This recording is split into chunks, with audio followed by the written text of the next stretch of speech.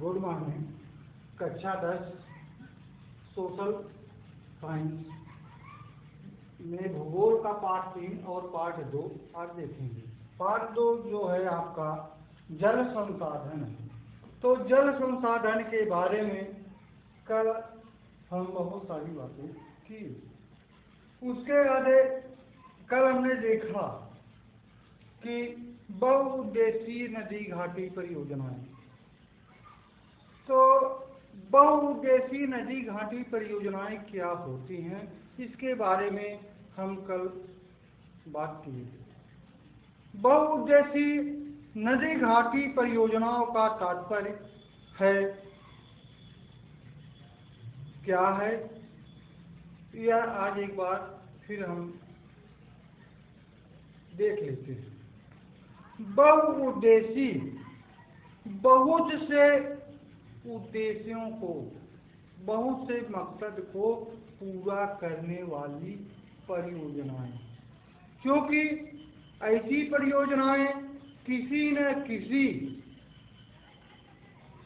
नदी घाटी पर अवस्थित हैं, इसलिए इन परियोजनाओं को बहुउद्देशीय नदी घाटी परियोजनाएं कहा जाता है। या ये योजनाएं नदी घाटियों पर बनी वे योजनाएं जो एक साथ हमारे कई उद्देश्यों को पूरा करती हैं, बहुउद्देशीय नदी घाटी परियोजनाएं कहलाती हैं। तो आज बेटा हम लोग भारत की प्रमुख नदी घाटी परियोजनाओं के बारे में बातचीत करेंगे। और कल इसका उद्देश्य आज मैं बता दिया था। तो आज भारत की प्रमुख नदी घाटी परियोजनाओं के बारे में दृष्टिपात करेंगे। तो सबसे पहली नदी घाटी परियोजना जो है वह आप देखें, भाखड़ा नांगल परियोजना।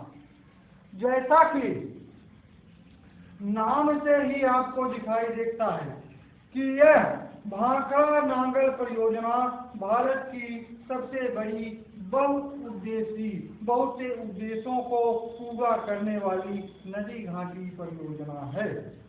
यह परियोजना पंजाब, हिमाचल प्रदेश, हरियाणा तथा राजस्थान के संयुक्त प्रयास से वर्ष 1963 में पंजाब के रोपड़ जिले के भाखड़ा नामक स्थान पर सतलुज नदी पर बनाया गया है।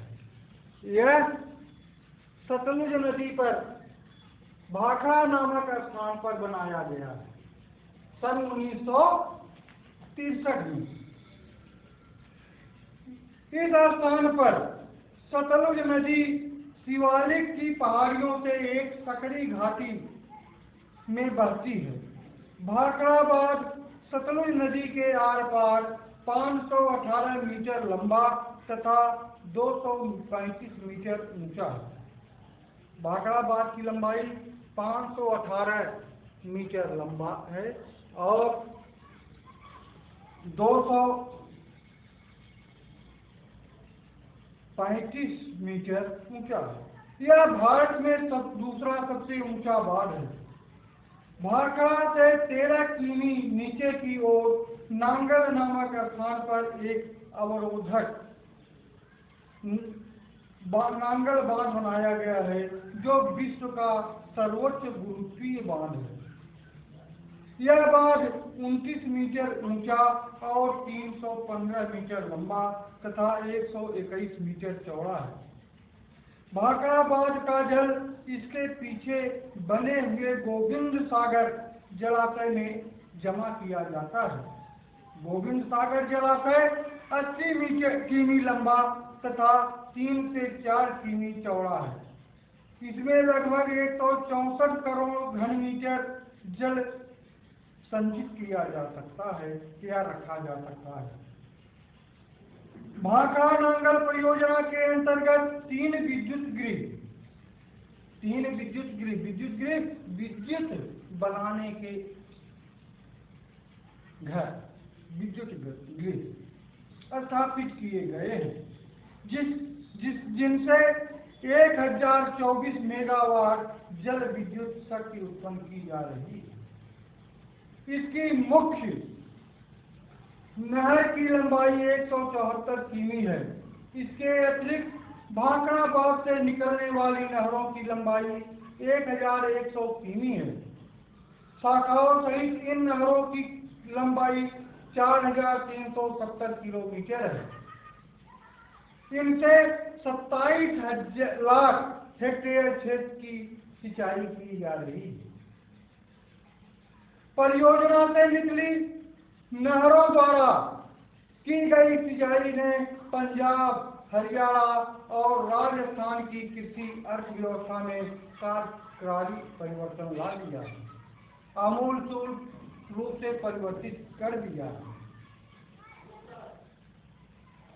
भारत की खाद्य आत्मनिर्भरता सुनिश्चित करने के लिए प्रारंभ की गई हरित क्रांति के उद्देश्यों को प्राप्त करने में भी इस योजना का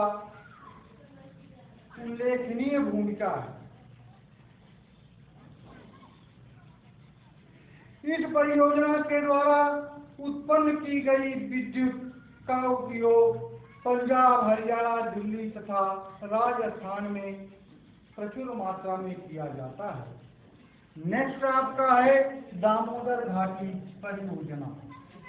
दामोदर घाटी परियोजना हुगली की सहायक नदी दामोदर पर बनाई गई है। यह विश्व की दूसरी सबसे बड़ी परियोजना है।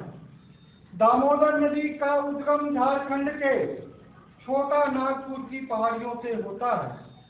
यह नदी 530 किलोमीटर लंबी है तथा हुगली में मिलती है।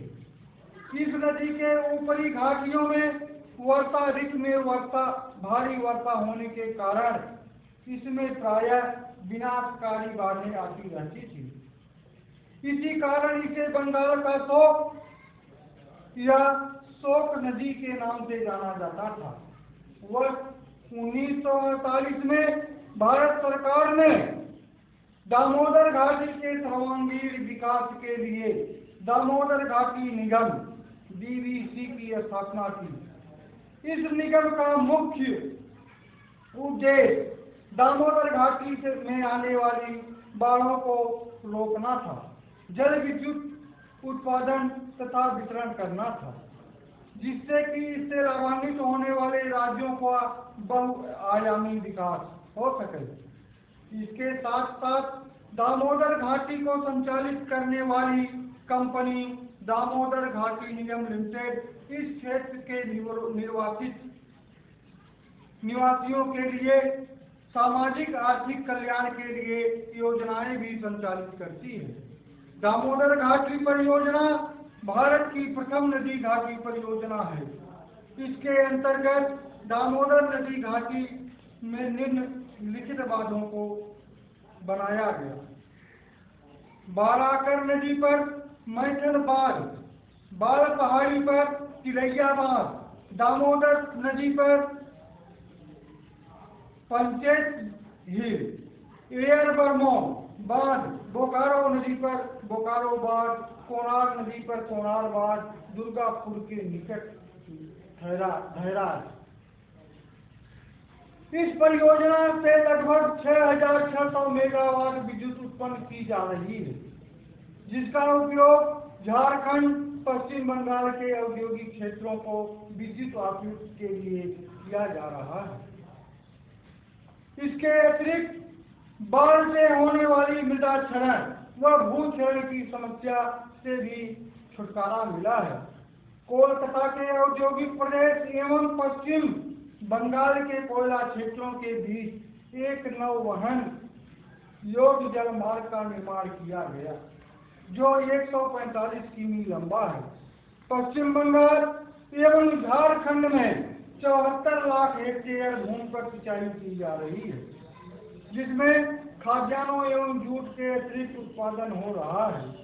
1120 वर्ग किमी क्षेत्र में शुद्ध पेयजल की आपूर्ति सुनिश्चित की जा रही है। बांधों में मत्स्य पालन किया जा रहा है, साथ ही पर्यटन का भी विकास हो रहा है।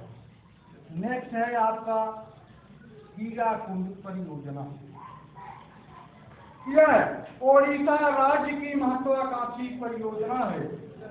इसका निर्माण महानदी पर हीराकुंड नामक स्थान पर किया गया, जिसका मुख्य उद्देश्य नदी में आने वाली बाढ़ के नियंत्रण और इसके जल के समुचित उपयोग करना है। हीराकुंड, सिकरापारा और नाराज 3 बांधों का निर्माण किया गया है। हीराकुंड बांध की लंबाई 4.8 किमी और ऊंचाई 61 मीटर है। इस परियोजना के 3 विद्युत केंद्रों को स्थापित किया गया है, जिनकी क्षमता 3.55 हजार किलोवाट है तथा 3 नहरों बेरगढ़, संसद और संबलपुर का निर्माण किया गया है।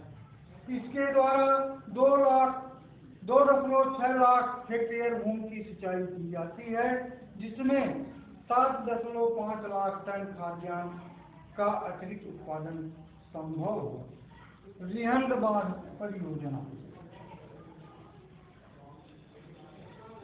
रिहंद बांध परियोजना को उत्तर प्रदेश का गौरव माना जाता है। यह गोविंद वल्लभ पंत सागर परियोजना और रेणुका बहुउद्देशीय परियोजना के नाम से भी जानी जाती है। यह परियोजना उत्तर प्रदेश की एकमात्र सबसे बड़ी परियोजना है। इस परियोजना का कार्यवर्ष 1966 में पूर्ण किया गया। रिहंद परियोजना का निर्माण सोन नदी की सहायक रिहंद नदी पर उत्तर प्रदेश के सोनभद्र जनपद के पीपरी नामक स्थान पर किया गया। रिहंद नदी का उद्गम छत्तीसगढ़ के सरगुजा पहाड़ी से होता है। यह बांध 930 मीटर लंबा और 70 मीटर चौड़ा है तथा इसकी ऊंचाई 92 मीटर है। इस बांध की पृष्ठभूमि में गोविंद वल्लभ पंत सागर नामक जलाशय का निर्माण किया गया, जिसकी जल संग्रहण क्षमता 10,608 लाख घन मीटर है। रिहंद परियोजना का मुख्य उद्देश्य रिहंद नदी की बाढ़ को नियंत्रित करना है। साथ ही इससे 600 किमी लंबी नहरें भी निकलती हैं। रिहंद परियोजना का निचला धारा ओबरा नामक स्थान पर 6 टरबाइन वाला एक जल विद्युत संयंत्र स्थापित किया गया, जिससे 300 मेगावाट जल विद्युत उत्पन्न की जा रही है। इससे उत्पन्न विद्युत का उपयोग मुगलसराय एवं गया के बीच रेल परिवहन के लिए किया जाता है। साथ ही इसके समीपवर्ती क्षेत्रों में 34 लाख हेक्टेयर भूमि पर नहरों से सिंचाई की जा रही है, जिससे खाद्यान्न उत्पादन में गुणात्मक वृद्धि होगी। नेक्स्ट है आपका टिहरी बांध परियोजना। टिहरी बांध परियोजना उत्तराखंड के टिहरी जिले में हिमालय से निकलने वाली 2 नदियों भागीरथी एवं भिलंगना के संगम पर बनी है। यह बांध 260.5 मीटर ऊंचा तथा 575 मीटर लंबा है, जो विश्व का 5वां तथा भारत का सबसे ऊंचा बांध है। इस बांध का निर्माण वर्ष 1994 में प्रारंभ किया गया, जो 2006 से कार्यरत है। टिहरी जल विद्युत परियोजना का मुख्य उद्देश्य जल विद्युत निर्माण करना है। इस परियोजना के अंतर्गत 3 जल विद्युत संयंत्र स्थापित किए गए हैं। टिहरी बांध एवं जल विद्युत संयंत्र 1000 मेगावाट, कोटेश्वर जल विद्युत संयंत्र 400 मेगावाट, टिहरी पंप स्टोरेज संयंत्र 1000 मेगावाट। इससे प्राप्त विद्युत का उपयोग उत्तराखंड, उत्तर प्रदेश तथा दिल्ली में औद्योगिक व घरेलू उपयोग के लिए किया जा रहा है।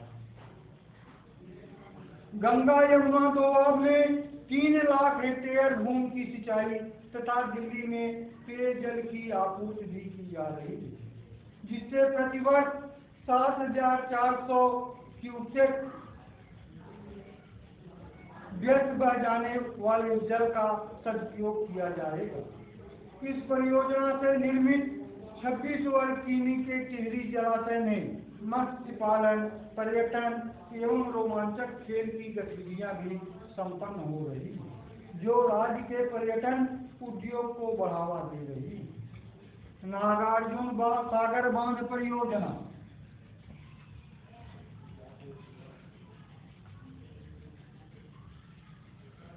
नागार्जुन सागर परियोजना आंध्र प्रदेश के गुंटूर तथा तेलंगाना के तलगोंडा जिले में कृष्णा नदी पर बनाया गया है। इसमें निर्मित बांध की ऊंचाई 88 मीटर और लंबाई 1450 मीटर।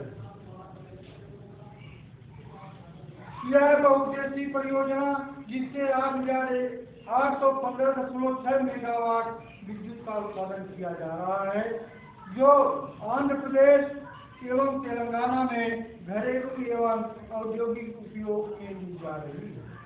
इससे आंध्र प्रदेश की 8.67 लाख हेक्टेयर कृषि भूमि पर सिंचाई की जा रही है। इसके अंतर्गत नागार्जुन सागर जलाशय में मत्स्य पालन किया जा रहा है, जो स्थानीय लोगों को आजीविका उपलब्ध कराता है। नागार्जुन सागर में पर्यटन एवं रोमांचक जल क्रीड़ाएं संचालित की जा रही है, जिससे पर्यटन को बढ़ावा मिला है। तुंगभद्रा परियोजना। यह परियोजना कृष्णा नदी की सहायक तुंगभद्रा पर स्थित है। यह नदी मैसूर, बेल्लारी और कुर्नूल जिलों में प्रवाहित होती है। वर्ष 1956 में कर्नाटक के बेल्लारी जिले में हासपेट के निकट मालापुरम नामक स्थान पर 2411 मीटर लंबा और 50 मीटर ऊंचा बांध बनाया गया। मुख्य बांध के बाईं ओर 2 बांध बनाए गए। बांध से निर्मित जलाशय में 4 लाख हेक्टेयर मीटर जल संचित करने की क्षमता है। बांध के नीचे तथा विद्युत नहर के किनारे स्थापित 2 विद्युत गृहों में 72,000 किलोवाट विद्युत का उत्पादन होता है। बांध के बाएं किनारे से निकाली गई 340 किमी लंबी नहरों द्वारा कर्नाटक व आंध्र प्रदेश की 3.32 लाख हेक्टेयर भूमि सिंचित होती है। दाहिने किनारे से निकाली गई 227 किमी लंबी नहर द्वारा आंध्र प्रदेश की 1.82 लाख हेक्टेयर भूमि सिंचित होती है। इंदिरा गांधी नहर परियोजना राजस्थान।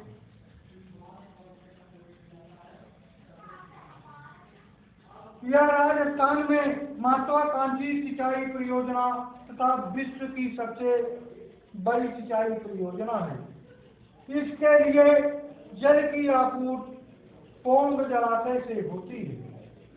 इसका उद्गम सतलुज एवं ब्यास नदियों के संगम पर निर्मित हरिके बैराज है। हरिके बैराज से रामगढ़ तक प्रमुख नहर की लंबाई 680 किमी है। प्रमुख नहर का 179 किमी लंबा प्रथम भाग पंजाब में सरहिंद फीडर के लगभग समानांतर राजस्थान फीडर के नाम से स्थित है। राजस्थान में प्रथम 209 किमी की दूरी तक यह पंजाब राजस्थान सीमा के निकट बढ़कर सूरतगढ़ की ओर मुड़ जाती है और दक्षिण पश्चिम में बहती हुई रामगढ़ के निकट समाप्त हो जाती है। इस नहर के 2 भाग हैं। 204 किमी लंबी राजस्थान सहायक नहर और 445 किमी लंबी राजस्थान नहर। नेक्स्ट पॉइंट आपका मेन पॉइंट है जल संरक्षण। वर्षा के जल का पुनः उपयोग करने के लिए उसका संरक्षण एवं भंडारण करना वर्षा का जल संग्रहण कहलाता है। जल उपयोग बागवानी, पशुधन, सिंचाई आदि के लिए किया जाता है। अतः वर्षा जल संग्रहण पानी की कमी से निपटने की एक वैकल्पिक व्यवस्था है। वर्षा जल संग्रहण के निम्न लाभ हैं। यह प्राकृतिक जल का सबसे शुद्ध रूप और पीने के पानी का प्रमुख स्रोत होता है।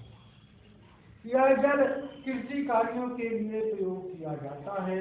घरों में टैंकों के साथ भूमिगत कमरे भी बनाए जाते हैं, क्योंकि जल का स्रोत इन कमरों को भी ठंडा रखता है, जिससे ग्रीष्म ऋतु में गर्मी से राहत मिलती है। भारत में वर्षा जल संचयन भी है।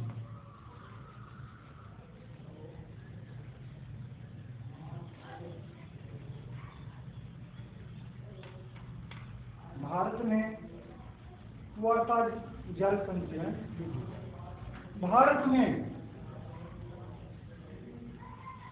वर्षा जल संचयन के लिए प्राचीन परंपराओं का प्रयोग किया जाता रहा है। खादीन और जोहर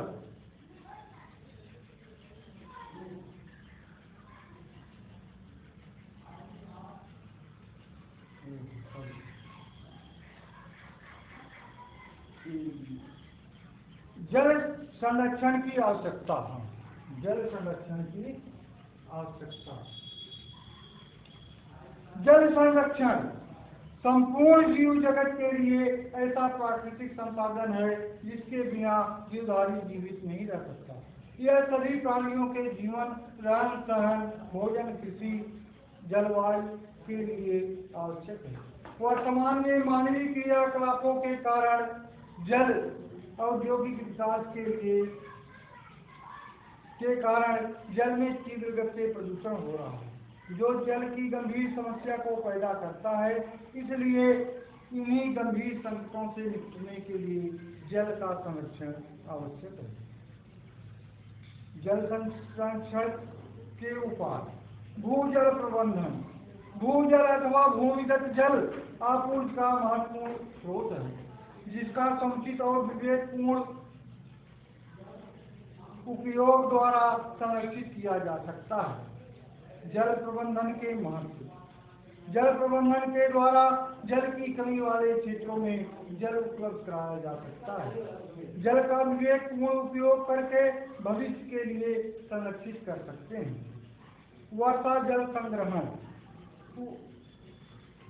वर्षा के जल का पुनः उपयोग करने के लिए उसको संरक्षित किया जाना, उसका भंडारण किया जाना आवश्यक होता है। भारत में वर्षा जल संचयन विधि खादीन और जोहर, छत वर्षा जल संग्रहण, बाढ़ जल बगीचाएं, गुल या फूल, बांस ड्रिप सिंचाई प्रणाली आदि के द्वारा किया जाता है। देश भर में जल का वितरण असमान है, इसलिए जल का उचित वितरण आवश्यक है। जल का वितरण इस प्रकार किया जाना चाहिए कि जल हानि न हो और जल प्रदूषित होने से बच जाए। जल के उचित वितरण के लिए निम्न बातों का ध्यान रखा जा सकता है। जल का वितरण पाइपों के द्वारा किया जाना चाहिए, जिससे जल साफ रहे व जल हानि न हो। जल संचय करने वाले जलाशयों व नहरों को पक्का बनाया जाना चाहिए, इनके द्वारा सोखे जाने वाले जल को बचाया जा सके। खेतों में सिंचाई के लिए बौछार प्रणाली का प्रयोग किया जाना चाहिए। बेटा, इसी के साथ आपका यह चैप्टर भी खत्म होता है।